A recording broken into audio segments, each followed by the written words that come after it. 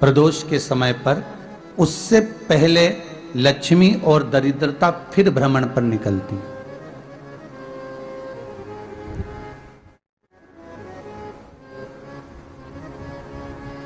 शिव भ्रमण कर कर जब वापिस आ जाते हैं, हिंदू धर्म में पीपल के वृक्ष की जो गणना वराह पुराण में करी गई है, 4 बजे से 7 बजे तक शिव के भ्रमण का समय बताया है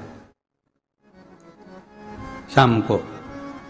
तो 7 बजे से लेकर फिर रात्रि 9 बजे तक लक्ष्मी और दरिद्रता फिर भ्रमण पर जाती है।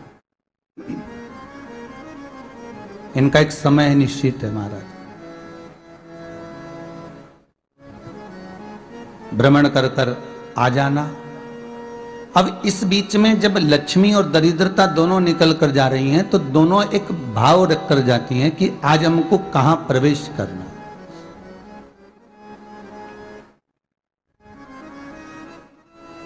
आज हमें किस जगह पर प्रवेश करना है, आज हमें कहां पहुंचना है, आज हमें किस जगह जाना है। और जिस नगर में जिस मार्ग से लक्ष्मी और दरिद्रता निकल कर जाती है, ये दोनों का जब निकलना होता है, इनको स्थान दिया गया जहां पर स्वच्छता हो, घर के दरवाजे पर रंगोली डली हुई हो, द्वार पर जल छीटा गया हो।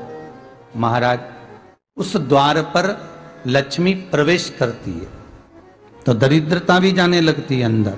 जब दरिद्रता अंदर जाने लगती है तो लक्ष्मी उसको रोक देती है, पहले मैं देखकर आती हूं कि तेरे लिए स्थान है कि नहीं है, तू यहां रुक।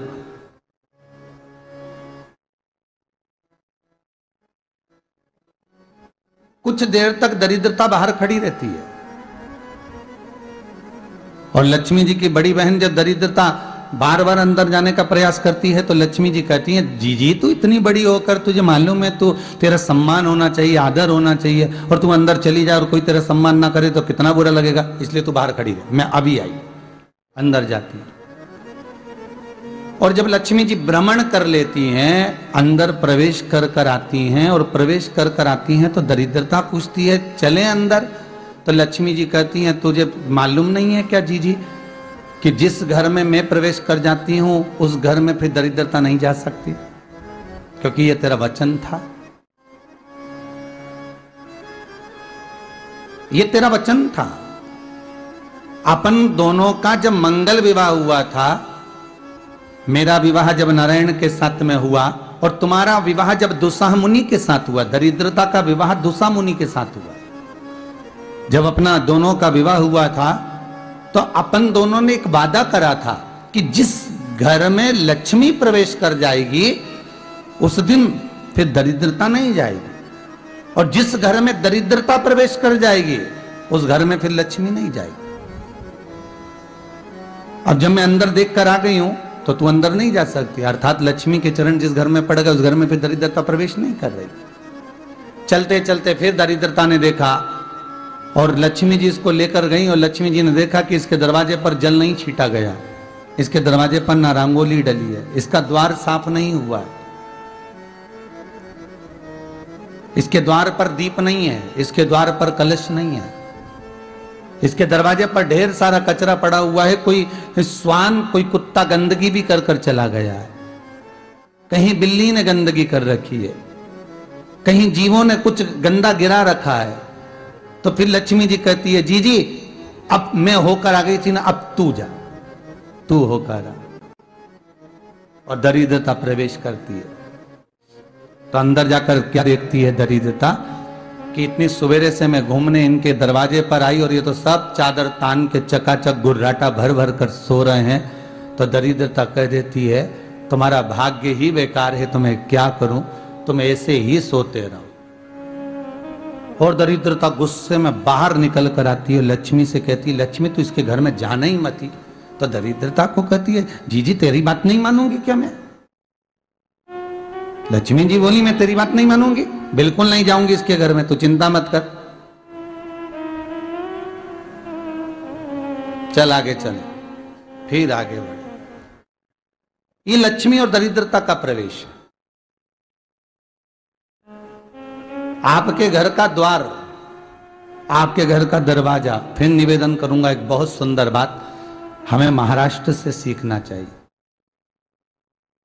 हमें साउथ से सीखना चाहिए, दक्षिण से। जिस समय पर भक्ति देवी यमुना जी के घाट पर रो रही थी अपने पुत्र ज्ञान और वैराग्य को गोदी में लेकर, समय देव ऋषि नारद ने एक प्रश्न किया था कि तुम कहां पर पोषित हुई हो, तुम्हें ऊर्जा कहां से प्राप्त हुई? तो कहा मैं गुजरात से तो चली हूं।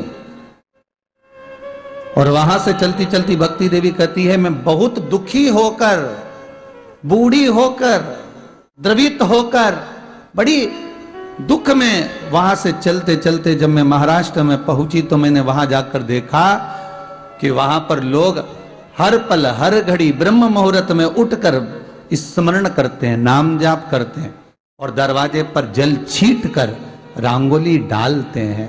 तो कह रही है कि वहां पर मैं थोड़ी अवस्थावान होने लगी, वहां मुझे अच्छा लगने लगा। फिर जब मैं और आगे पढ़ी, दक्षिण में जब पहुंची, वहां पर जाकर मैंने देखा कि सुबह से उठकर मंगलाचरण, मंगला स्तोत्र और वेदों की ध्वनि होने लगी। वहां पर मैं और आनंदित हो गई। हमें कुछ चीजें महाराष्ट्र से सीखना चाहिए कि वहां रहने वाले जो भगत हैं, वारकरी संप्रदाय के जो भक्त होते हैं, वैष्णव जो धर्म के भक्त होते हैं, उनका नियम है सवेरे के समय घर में पानी है कि नहीं है, पर जब भी वो घर का दरवाजे के बाहर थोड़ा ना थोड़ा पानी तो छींट ही देते हैं। और छींटने के बाद फिर वहां पर अपने यहाँ तो दिवाली पर रंगोली बनती है जी, और वहां पर रोज की रंगोली बन जाती है कि कभी हो सकता है परमात्मा राह भूल कर हमारे घर में प्रवेश कर जाए, इसलिए वहां प्रतिदिन की रंगोली,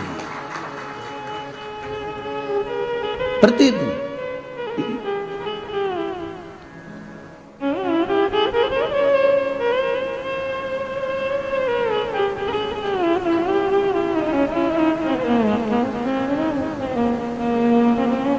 हमें सीखना चाहिए थोड़ा सा। आज के जमाने में तो बहू अपने कमरे की झाड़ू लगा ले, वो ही बहुत बड़ी बात है। हो खड़ी खड़ी बहू ये देखती रहेगी कि नौकरानी सही से झाड़ू लगा रही, वहां से लगा के लाओ, इधर से हेड के ले जाओ, वहां से कचरा सोरो, वहां से पोछा लगाओ। खड़ी रहेगी, उंगली से बताती रहेगी, पर इतना नहीं बनेगा कि सेविका से, नौकरानी से, दासी से कह दे कि तू मम्मी पापा के कमरे की लगा ले, मैं मेरे कमरे की लगा लूंगी, तू जा उधर। थोड़ा दया का भाव अगर होता तो उसके मन में भी आता कि मेरी बड़ी सेठानी तो अपनी जगह पर है, पर छोटी तो सेठानी की भी बड़ी सेठानी है जो मुझ पर करुणा करती रहती है।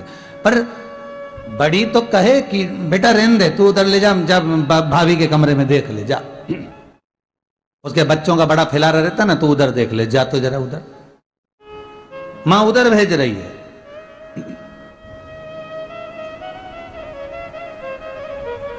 थोड़ा सेवा का भाव हमारे भीतर हो।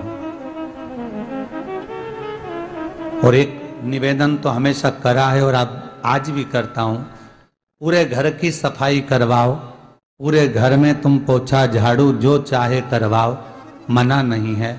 पर एक निवेदन है, रसोई घर के अंदर बहू और बेटी ही जाकर भोजन बनाए तो अन्नपूर्णा सदा कृपा करती है महाराज। बहू और बेटी ही।